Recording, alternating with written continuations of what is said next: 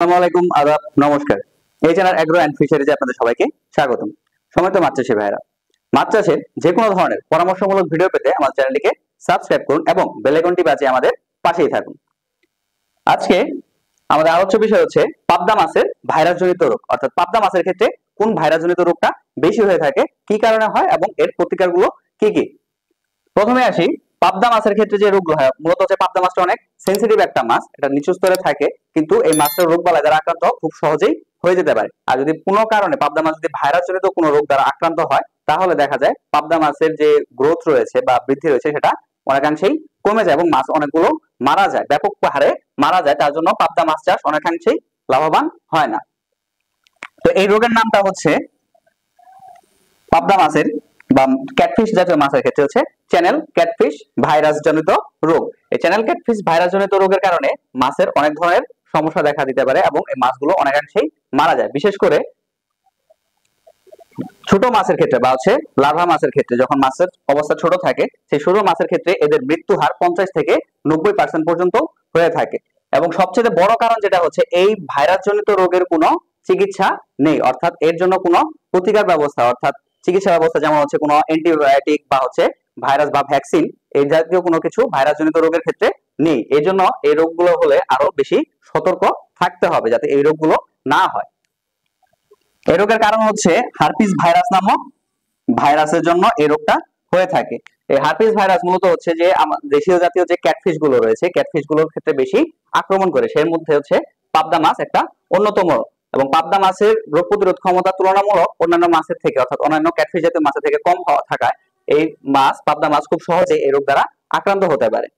এখন আসি, রোগের আরো কি কি কারণ রয়েছে বা এই রোগগুলো কিভাবে ছড়ায়। মূলত হচ্ছে যখন পুকুরের পরিবেশটা ভালো না থাকে, অর্থাৎ পুকুরে যদি পানির গুণাগুণ মান যদি ভালো না থাকে, সেই ক্ষেত্রে ভাইরাস জনিত দ্বারা আক্রান্ত হওয়ার সম্ভাবনা বেশি। আর যদি আপনি প্রপার ঘনত্ব যদি মেনটেন না করতে পারেন, যদি খাবারের কোয়ালিটি ভালো না হয় বা খাবারে যদি কোনো ধরনের সংক্রমণ থেকে থাকে বা পরজীবী দ্বারা আক্রান্ত হয়ে থাকে, সেই ক্ষেত্রে এই রোগ ছড়াতে পারে। বা পুকুরে যদি কোনো ধরনের কোনো পরজীবী থাকে বা অন্য ধরনের পরজীবী, যেমন হচ্ছে আমরা যেটাকে বলে হচ্ছে পরজীবী বলতে আমরা যে মাছের কোন জাতীয় রোগ হয় বা পরজীবী জাতীয় যে রোগগুলো হয়, সেই পরজীবীগুলো যদি পুকুরে বেশি পরিমাণে থাকে, সেই ক্ষেত্রেও এই রোগ হওয়ার সম্ভাবনা বেশি দেখা যায়। তো এই সেজন্য আপনাকে খেয়াল রাখতে হবে যে পুকুরের স্বাভাবিক পরিস্থিতি, অর্থাৎ পুকুরের যে প্রাকৃতিক পরিবেশ, সেটা যেন খুবই ভালো থাকে। এখন আসি, এই রোগ হলে কি কি ধরনের লক্ষণ দেখা দিতে পারে। প্রথম লক্ষণ হচ্ছে মাছের শরীরে বিভিন্ন জায়গায় হচ্ছে স্পট দেখা যায়, কালো স্পট বা হচ্ছে ঘা বা আঘাতের চিহ্ন দেখা দিতে পারে। মাছ রোগা পাতলা হয়ে যায়, মাছ খুব উপরে ভেসে থাকে বা হচ্ছে অস্বাভাবিক ভাবে সাঁতার কাটে বা অস্বাভাবিক আচরণ করে। মাছের চোখ ফুলে যেতে পারে, মাছের চোখ ফুলে যাওয়া একটা অন্যতম লক্ষণ। মাছ নিস্তেজ হয়ে পড়বে, মাছের বিভিন্ন জায়গায় বিভিন্ন ধরনের তরল পদার্থ জমা দিতে দেখা দিতে পারে।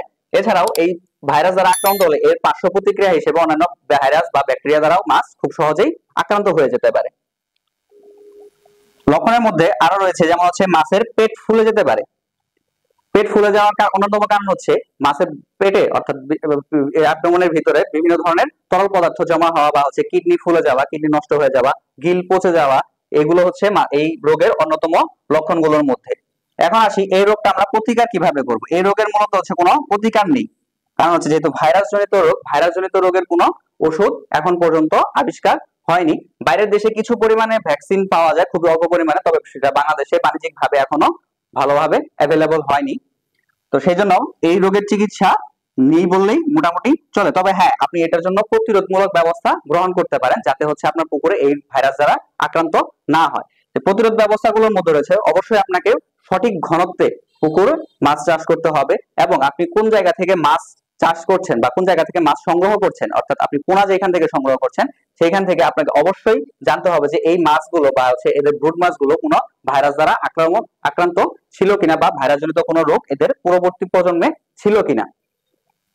পুকুরের পরিবেশ, অর্থাৎ পুকুরে যে পরিবেশ রয়েছে, অক্সিজেন, তাপমাত্রা, তারপর হচ্ছে পিএইচ এবং খরতা বা হচ্ছে যে গ্যাসগুলো থাকে, সেই গ্যাসের পরিমাণ সবগুলোই প্রপার ভাবে নিয়ন্ত্রণ করতে হবে। অর্থাৎ পুকুরের পরিবেশটাকে সম্পূর্ণভাবে ভালো রাখতে হবে, পানির গুণাগুণ মান ভালোভাবে নিয়ন্ত্রণ করতে হবে এবং চাষ ব্যবস্থাপনা, উন্নত চাষ ব্যবস্থাপনা অবশ্যই আপনাকে নিয়ন্ত্রণ করতে হবে।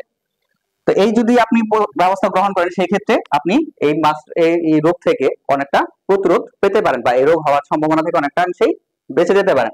এবং অবশ্যই আপনাকে যখন আপনি পুকুরে মাছ ছাড়বেন, মাছ ছাড়ার আগে সমস্ত পোনাগুলোকে ভালোভাবে জীবাণুমুক্ত করে নিতে হবে, যাতে কোনো ধরনের জীবাণু মাছের মধ্যে থেকে না যায়। আজকে এই পর্যন্তই, ধন্যবাদ সকলকে।